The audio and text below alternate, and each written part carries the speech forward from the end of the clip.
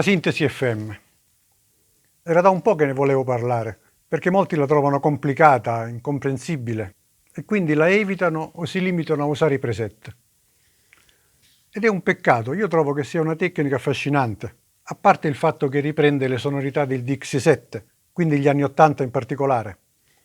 Anzi, proprio la sua complessità nella programmazione può portare a risultati imprevedibili, originali, molto particolari. Rispetto al Dix7, Modix e montaggio hanno molti più operatori, più algoritmi, più forme d'onda e anche vari effetti. Insomma, molte più possibilità. Consentono addirittura di creare una mappa costituita da più parti FM, una specie di tavolozza dove possiamo mescolare i vari suoni. Ma questa è una funzione di livello avanzato. Per ora direi di partire dalle basi, mentre per la mappa magari vi faccio vedere qualcosa dopo. Cos'è quindi la sintesi FM? FM sta per Frequency Modulation, cioè modulazione di frequenza. In sostanza usiamo un'onda per modificare, cioè modulare, la frequenza di un'altra onda. È una tecnica nata negli anni 60. Già veniva usata in radiofrequenza, ma un americano ha intuito la possibilità di applicarla in campo audio.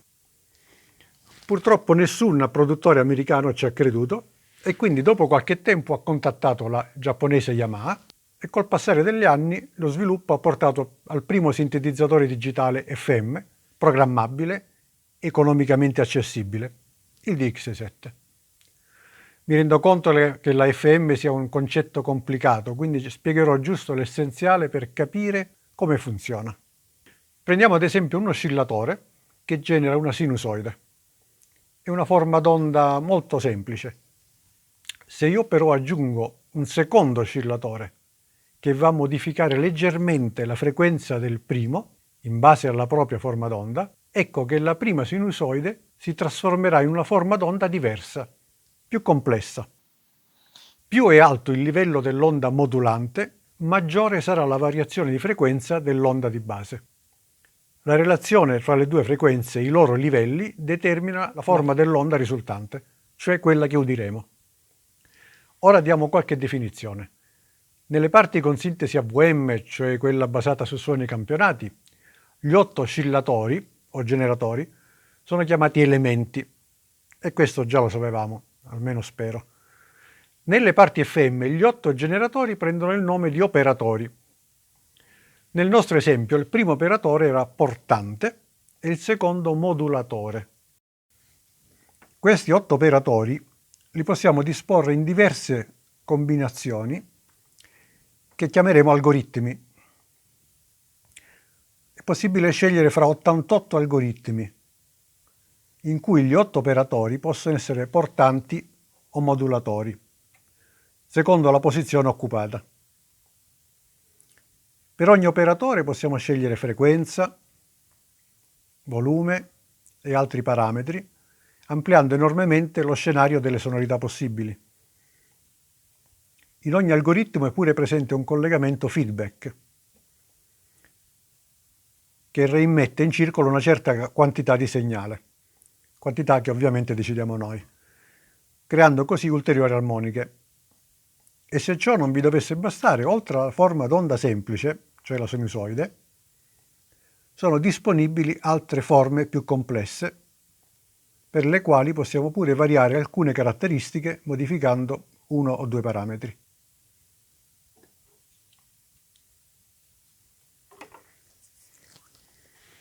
Insomma, avrete capito che stiamo parlando di potenzialità infinite, anche se poco intuitive.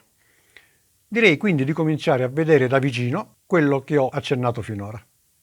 Partiamo da qui. Creo una performance init di tipo FM.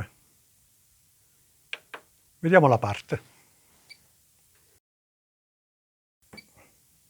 Abbiamo un algoritmo semplicissimo. Tutti gli 8 operatori sono portanti, nessun modulatore. Lo capisco perché sul livello più basso si trovano le portanti, mentre dal secondo livello in poi troveremo i modulatori. Basta scegliere altri algoritmi. Eccoli qui.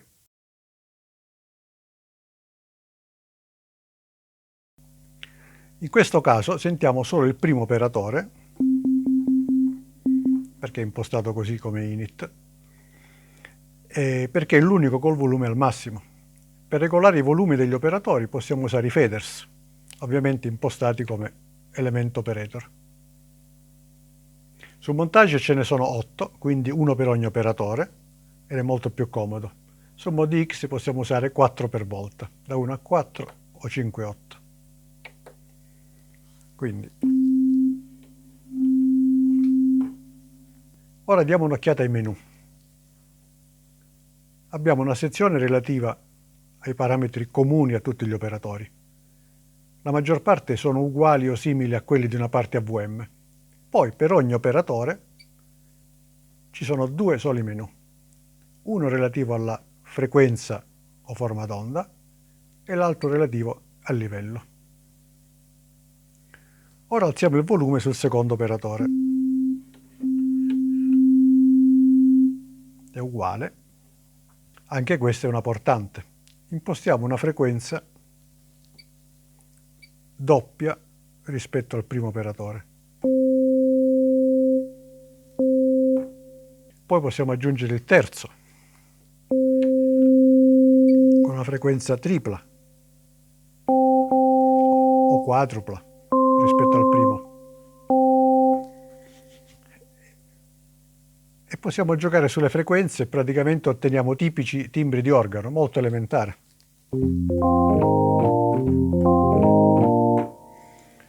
Ma usando solo portanti restiamo nella sintesi additiva. Qui invece vogliamo sperimentare l'FM. Quindi giù tutti i volumi e cambiamo algoritmo. Ne scelgo uno con almeno un modulatore, così vediamo che succede. Ecco qua. L'algoritmo 8 usa l'operatore 1 come modulatore sul 2, che è la portante. Per adesso non consideriamo gli altri operatori e impostiamo la stessa frequenza per tutti e due. Alzo il volume del 2, che è la portante, mentre il volume del modulatore è ancora a 0. Quindi la portante non subisce modulazione e la sentiamo come nel caso precedente. Una sinusoide semplice. Ma proviamo ad aumentare il volume del modulatore.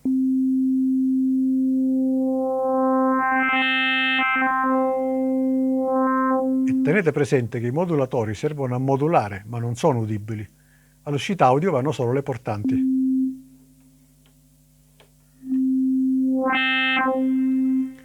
Proviamo adesso a cambiare la frequenza del modulatore.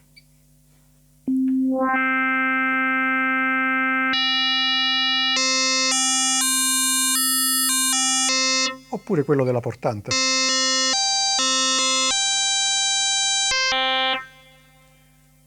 Insomma, con 2 soli operatori già possiamo divertirci. In un altro video ho spiegato come programmare knob o altri controller per gestire i parametri del suono. Io l'ho fatto su questa performance in modo da usare tutte le knob per modificare la frequenza degli 8 operatori e così muovendo i faders per i volumi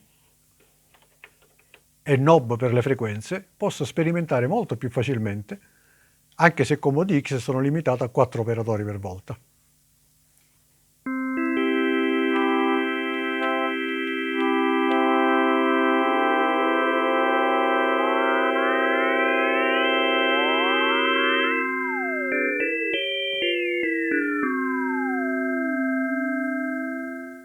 Usando tanti operatori, già solo cambiando algoritmo il suono si trasforma.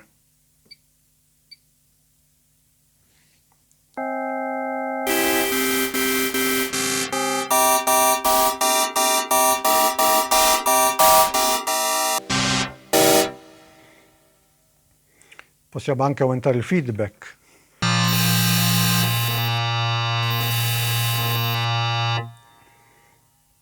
E non dimentichiamo che oltre all'onda sinusoidale ne abbiamo a disposizione altre più complesse.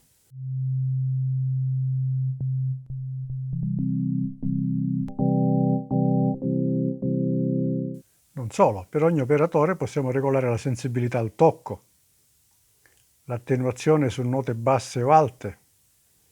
E inoltre abbiamo i soliti inviluppi, quello per il livello e quello per la frequenza, che regolano l'andamento del livello e della frequenza nel tempo. E qui arriviamo a un concetto fondamentale. Nella sintesi sottrattiva, quella coi campioni, la VM, per modificare il timbro usiamo il filtro e il suo inviluppo. Invece nella sintesi FM il filtro e il relativo inviluppo li troviamo in comune per tutti gli operatori della parte, cioè è valido per tutta la parte. Ma è una funzione in più offerta da Yamaha. Concettualmente il timbro si regola agendo sul livello e frequenza degli operatori modulatori, mentre il volume è rappresentato dal livello delle portanti. L'inviluppo può fare la differenza quando prepariamo dei suoni di piano, basso, percussivi, come ad esempio questi.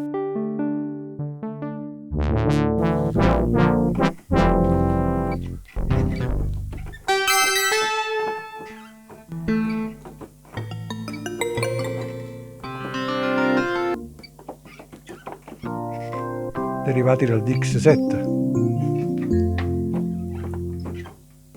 e magari altri usati in un celebre brano. FM,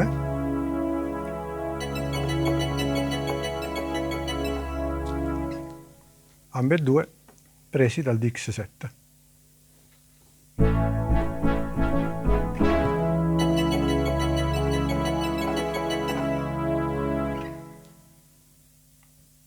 Potrei star qui a giocarci all'infinito, ma mi interessava solo farvi capire il principio fisico alla base della sintesi FM. Un consiglio che posso darvi è di sperimentare, perché soprattutto agli inizi è davvero difficile prevedere cosa verrà fuori manipolando i vari parametri. A parte questo, è sempre utile esaminare i preset per capire come sono fatti. Provate a caricarne uno e modificare qua e là per vedere cosa succede. E come dicevo all'inizio, anche per le parti FM possiamo attivare gli effetti. Ho postato un video anche di questo argomento. Adesso vediamo una breve anteprima di quella funzione accennata all'inizio. Si chiama Smart Morph.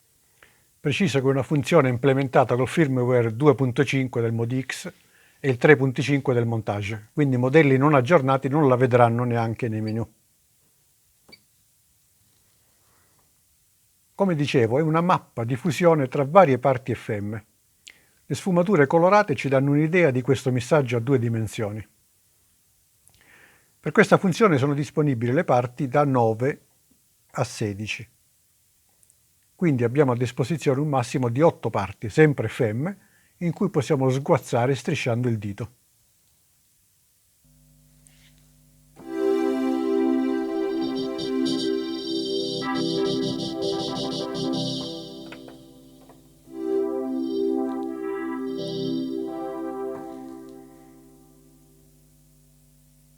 Il suono risultante dalla posizione viene interpolato dalle varie parti e riversato nella parte 1 della performance.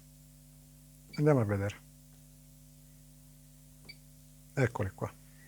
Qua ci sono la 9, la 10, la 11 e la 12 e la risultante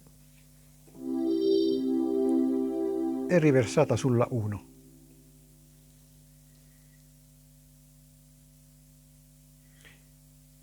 I colori della mappa, rosso, verde e blu, servono a rappresentare 3 parametri che possiamo scegliere qui e usare come riferimento. Uno sguardo alla Supernob. Può essere programmata per scorrere fra 2 punti scelti sulla mappa.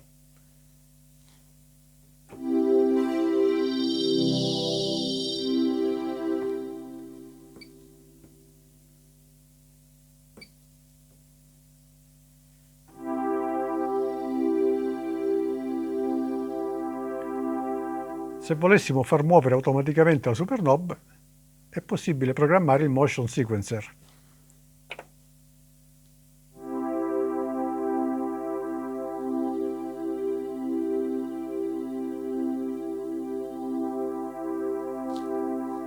Anche su questo tema ho postato un tutorial. Con questo video probabilmente ho risvegliato vecchi ricordi in chi ha già una certa età e quindi ha avuto la fortuna di mettere le mani sul DX7, ma spero anche di aver incuriosito quelli che vorrebbero cimentarsi a sfruttare meglio le potenzialità di MODX o Montage, anche nella sintesi FM. Quindi buon divertimento a tutti.